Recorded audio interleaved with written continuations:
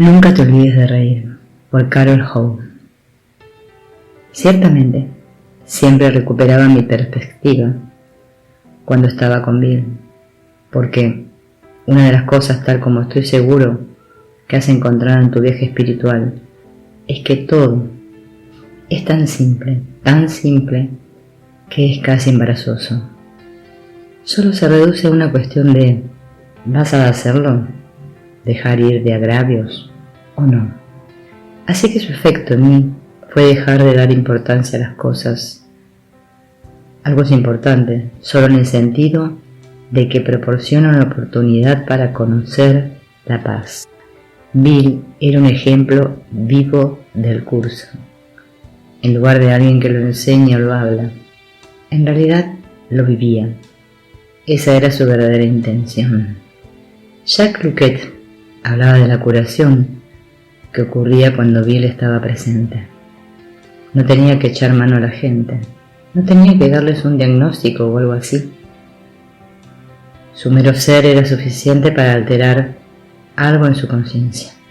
Lo que realmente hacía era recordar a la gente quiénes eran, y con ese recordatorio tenían el poder de hacer lo que quisieran. En otro caso, Sherry recuerda. En Hawái, una mujer con muchos problemas ortopédicos pidió una audiencia privada con Bill, y después de eso su dolor desapareció.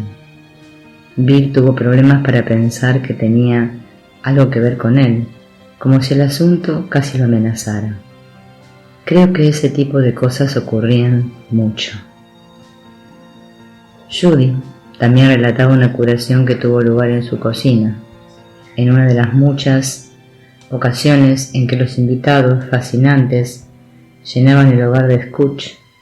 Judy preparaba la comida mientras que otros disfrutaban de la animada compañía en otro lugar. Mientras ella cocinaba patatas fritas, se sintió un poco contrariada por perderse toda la diversión. Mientras estaba ocupada sintiendo lástima de sí misma y sin prestar atención a su trabajo, se le cayó aceite caliente en las manos.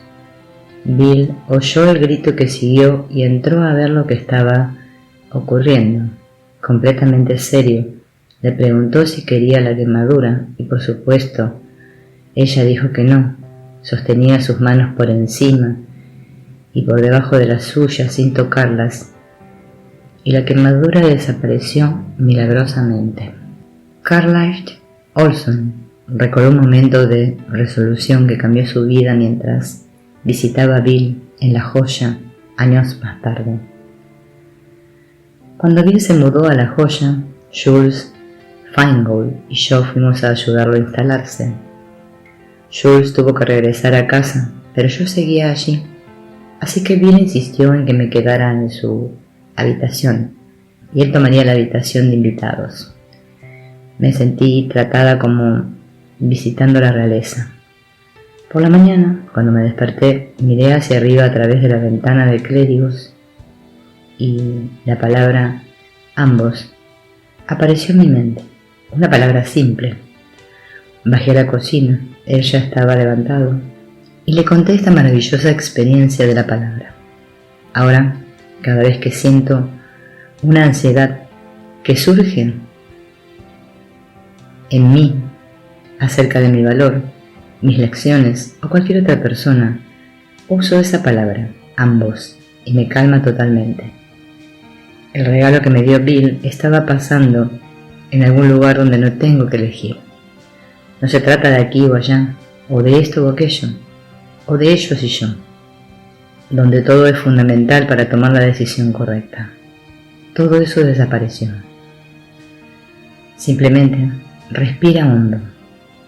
En ese sentimiento de ser tan honrado por Bill, finalmente obtuve una palabra que me lleva a la gracia.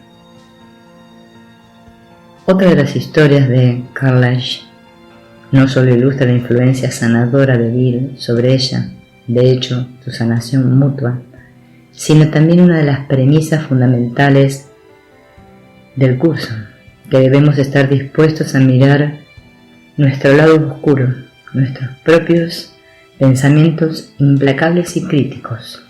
Bill, Jules y yo empezamos a hacer nuestras excursiones juntos en la primavera de 1981.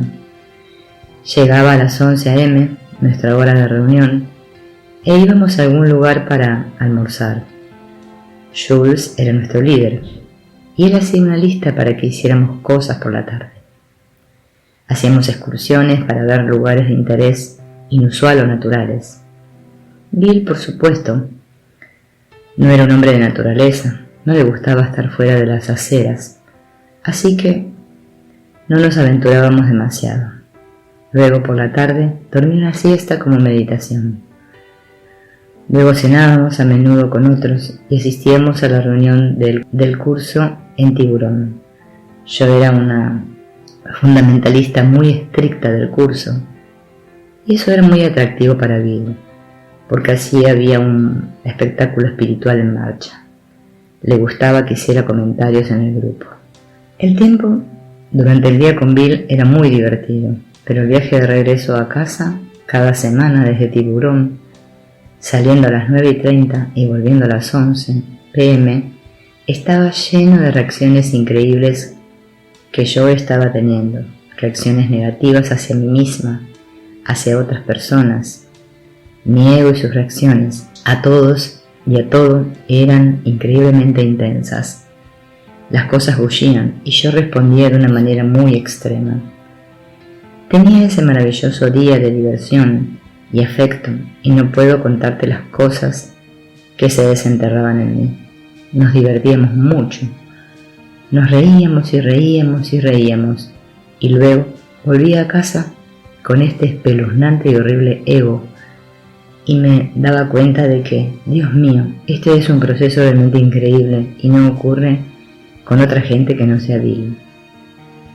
Yo era una estudiante tan imperfecta, intelectualmente estaba de acuerdo con eso, pero su práctica, así que todo lo que no era como Jesús en mí, salía en esos viajes a casa y yo estaba muy agradecida por estar con Bill, porque volvía cada semana a esos abrazos cariñosos de aceptación y luego cada semana conducía a casa viendo lo peor de mí. Apenas puedo explicar eso. La relación con Bill me ayudó a calmarme, a callarme y a darme cuenta de que todo esto está sucediendo internamente. Le está pasando a todo el mundo y está tomando su propio rumbo. Creo que confiaba más en todo el proceso profundo que en esperar cosas, acontecimientos y circunstancias extraordinarias.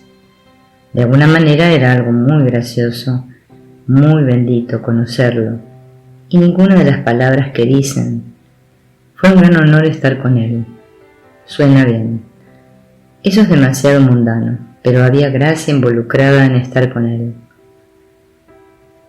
Si este no es un ejemplo perfecto de cómo funciona un curso de milagros, no sé qué es. ¿Qué es la curación sino el acto de despejar todo lo que obstaculiza el conocimiento? ¿Y de qué otra manera puede uno disipar las ilusiones, excepto examinándolas directamente sin protegerlas?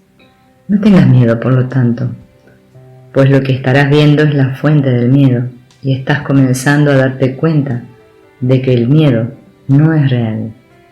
Te das cuenta también de que sus efectos se pueden desvanecer solo con que niegues su realidad. El siguiente paso es, obviamente, reconocer que lo que no tiene efectos no existe. Ninguna ley opera en el vacío, y lo que no lleva a ninguna parte no ha ocurrido. Si la realidad se reconoce por su extensión, lo que no conduce a ninguna parte no puede ser real. No tengas miedo de mirar al miedo, pues no puede ser visto. La claridad, por definición, desvanece la confusión, y cuando se mira a la oscuridad a través de la luz, ésta no puede por menos que disiparla. El curso saca a relucir ese material inconsciente para repasarlo, así que podemos elegir si nos aferramos a la culpa o la liberamos. Es como tener unos reconfortantes brazos a nuestro alrededor con una voz que dice: de acuerdo, voy a estar aquí contigo mientras miramos estos feos pensamientos. Bill, para mí, personificaba a fondo el proceso de estar allí para mucha gente, y entonces era cuando sus lados oscuros aparecían, y como se promete, la conciencia se expande y la curación ocurre. El siguiente es un extracto de un diálogo entre un estudiante y Ramana Maharshi. Bhagavan, un maestro indio, despierto, que falleció en la década de 1950, aborda el fenómeno desde la perspectiva oriental, de cómo la curación de uno mismo facilita la curación de todo lo demás. Pregunta: mientras estamos sentados cerca de ti, ¿qué clase de estado mental debemos tener para recibir la transmisión de tu ser puro o ser? Bhagavan: no te detengas, eso es suficiente. Recibirás ayuda espiritual sentado en este salón si te mantienes quieto. El objetivo de todas las prácticas es renunciar a todas las prácticas. Cuando la mente se calme, el poder del ser será experimentado. Las ondas del ser están penetrando por todas partes. Si la mente está en paz, uno comienza a experimentarlos. El ruido dentro de nosotros disminuía cuando estabas cerca de Bill, y las amorosas ondas del ser se podían sentir. Desde mi perspectiva, la enseñanza de Ramana sobre el no dualismo hace eco a la de un curso de milagros, y Bill también lo pensaba así. Ramana enseñaba que el logro de la autorrealización requiere a. desviar la mente de su objeto y cesar la visión objetiva del mundo. B. Poner fin a las actividades internas de la mente. C. Hacer que la mente no tenga carácter. Y D. Descansar la mente en vichara puro. Investigación de quién soy yo.